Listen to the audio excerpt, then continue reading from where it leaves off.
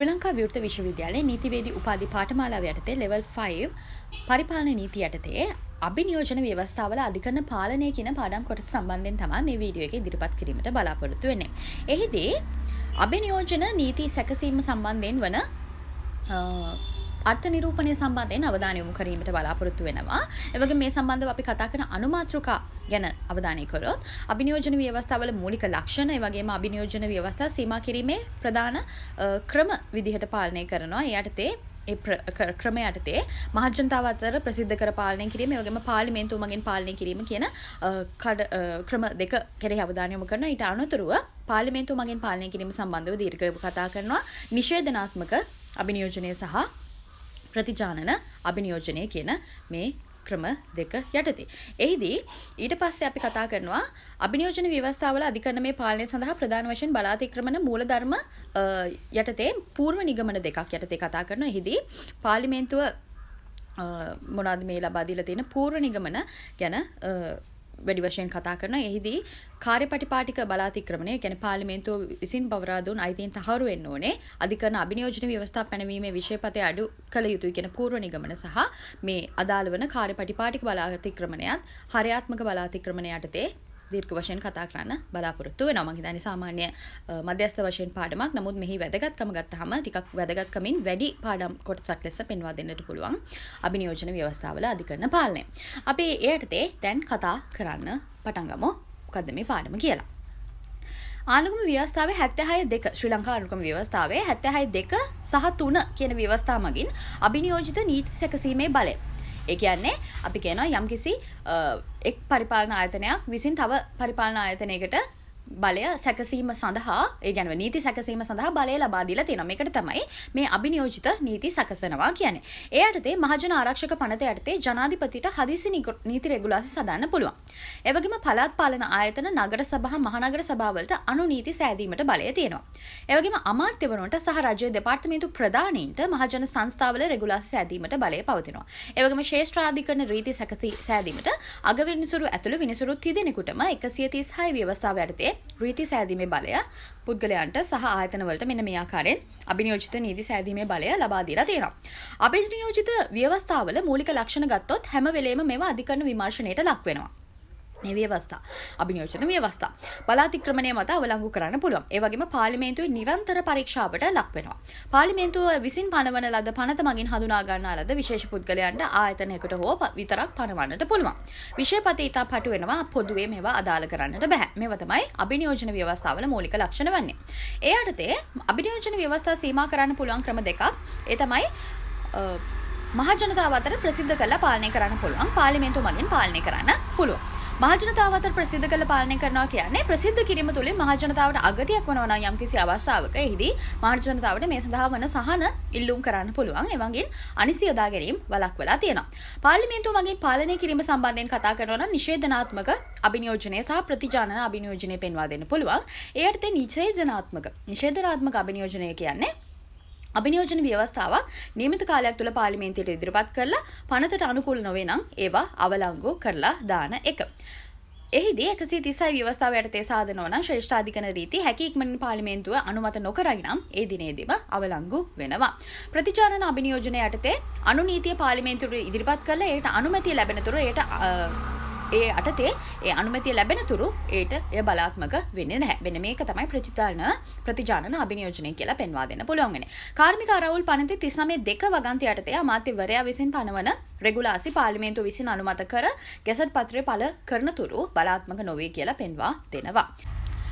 අභිනියෝජන ව්‍යවස්ථාවල අධිකරණ පාලනය සඳහා ප්‍රධාන වශයෙන් බලාතික්‍රමන මූලධර්මය තමයි යොදාගන්නේ. එහිදී කාර්යපටිපාටික බලාතික්‍රමණය හරයාත්මක බලාතික්‍රමණය කියන බලාතික්‍රමන වර්ග දෙක පිළිබඳව කතා කරනවා.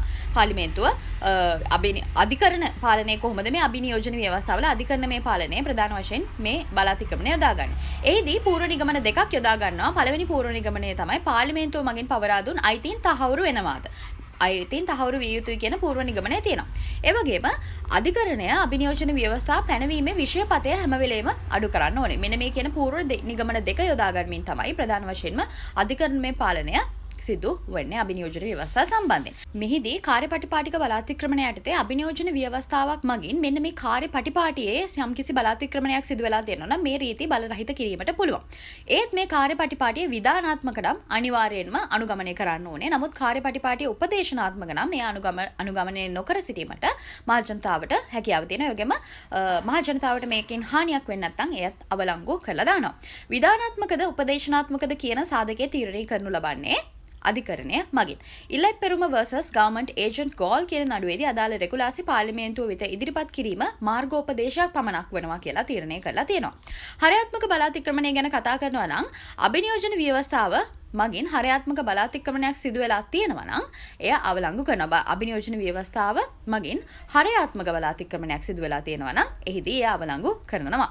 මෙහිදී හැකි කරවන හා අභිනියෝජන යන ව්‍යවස්ථා දෙවර්ගයම ගැන සලකා බලනවා.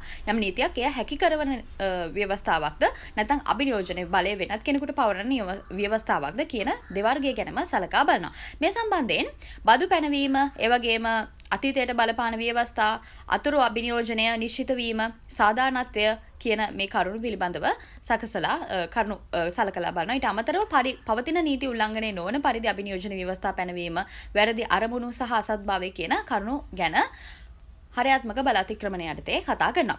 බදු පැනවීම සම්බන්ධයෙන් මේ බලය ලබා දීලා තියෙන පනත මගින් ප්‍රකාශිතවම බලය ලබා දීලා නැත්නම් අනුනීති සාධන අධිකාරියට කිසිදු අවස්ථාවක බදු පනවන්නට බෑ.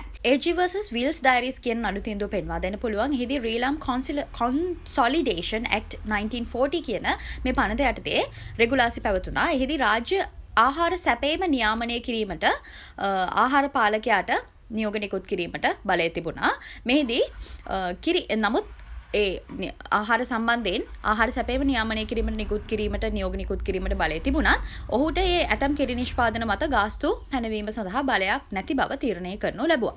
අතීතයට බලපාන ව්‍යවස්ථා සම්බන්ධයෙන් කතා කරනවා නම් බලය ලබාගත්තු පනත මගින් බලය ලබා දීලා නොමැති නම් අතීතයට බලපාන පරිදි පනවන අනුනීති බලාතික්‍රමණයක් ලෙස සැලකනවා.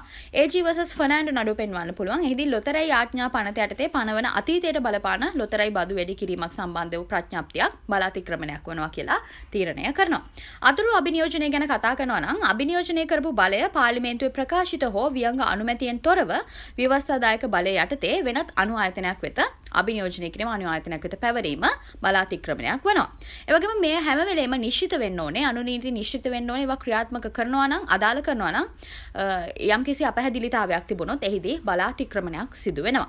Nash versus ෆින්ලෑලි කියන නඩුව පෙන්වා දෙන්න පුළුවන්. එහිදී කිසිවෙකු ඡේතාන්විතව මගින්ට හිරිහැර නොකළ යුතුයි කියලා අනුනීතියට කියන්නේ කිසිවෙකු මගින්ට කියන මේ මගින් පිළිබඳව හරියාකාරව නිශ්චිත වෙන්නේ නැති නිසා විනිශ්චිතභාවය මත මෙය අවලංගු කරලා දෙනවා.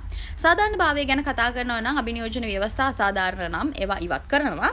කූස් versus ජොන්සන් කියන නඩුව පෙන්වා දෙන්න පුළුවන්. මෙහිදී පදිංචි නිවාසයේ ඉඳලා යාර 50ක් තුල ගීත ගායනය හෝ වාදනය තහනම් කිරීම සාධාරණ නොවන බා කියලා තමයි තීරණය කරන්නේ.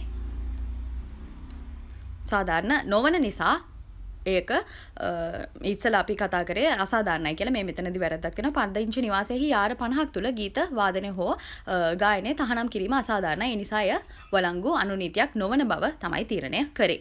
පවතින නීති උල්ලංඝනය නොවන පරිදි අභිනියෝජන ව්‍යවස්ථා පැනවීම සම්බන්ධයෙන් කතා කරනවා නම් පාර්ලිමේන්තුව ප්‍රකාශිතව තහනම් කළපු ක්‍රියා අනුනීති මගින් අවසර දෙනවා නම් හරි, පාර්ලිමේන්තුව අවසර දුන් ක්‍රියා අනුනීති මගින් තහනම් කිරීම හරි වෙනවා නම් මෙන්න මේ වගේ අනුනීති පනවන්නට බෑ. පනතක් මගින් නීති විරෝධීව ප්‍රකාශ කරලා තියෙනවා නම් යම්කිසි අනුනීතියක් ඒ නීත්‍යානුකූල කිරීමත් සිදු කරන්නට බෑ. පවුල් versus මේ කියන නඩුව පෙන්වා දෙන්න පුළුවන්. එහිදී ප්‍රාදේශීය අධිකාරියක් විසින් පොදු ස්ථානවල ඔට්ටු ඇල්ලීම පිළිබඳව පාර්ලිමේන්තුව පනත මගින් නොපනවන දත තහනමක් පැනවීම පනත හා අනුකූල නොවන නිසා මෙය අවලංගු කරලා තියෙනවා.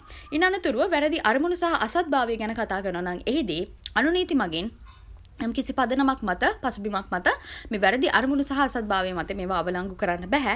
විශේෂිත අරමුණක් සඳහා අභිනියෝජන ව්‍යවස්ථා සෑදීමට ලබා දුන් බලය වෙනත් අරමුණක් සඳහා කිසිදු අවස්ථාවක යොදවන්න බෑ. ඒ නීති විරෝධී වෙනවා.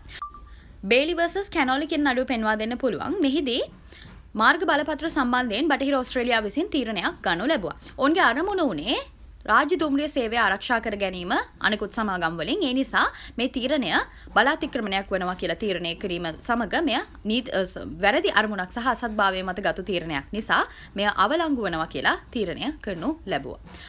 ඔන්න ඔය කියන කරුණු ටික සම්බන්ධයෙන් තමයි කතා කරන්න පුළුවන් ඉන්නේ. මූලික වශයෙන් අපිට මතක තියාගන්න තියෙන්නේ මෙහිදී අභිනියෝජන ව්‍යවස්ථාව ගැන කතා කරද්දී ආණ්ඩුක්‍රම ව්‍යවස්ථාවේ 76 2 76 3 කියන වගන්ති. ඒ වගේම අභිනියෝජන ව්‍යවස්ථාවල මූලික ලක්ෂණ සීමා කිරීමේ ක්‍රම සම්බන්ධයෙන් කතා කරනවා. මහජනතාව අතර ප්‍රසිද්ධ කරන්න පුළුවන්. ඒ වගේම පාර්ලිමේන්තුව මගින් පාලනය කරන්න පුළුවන්.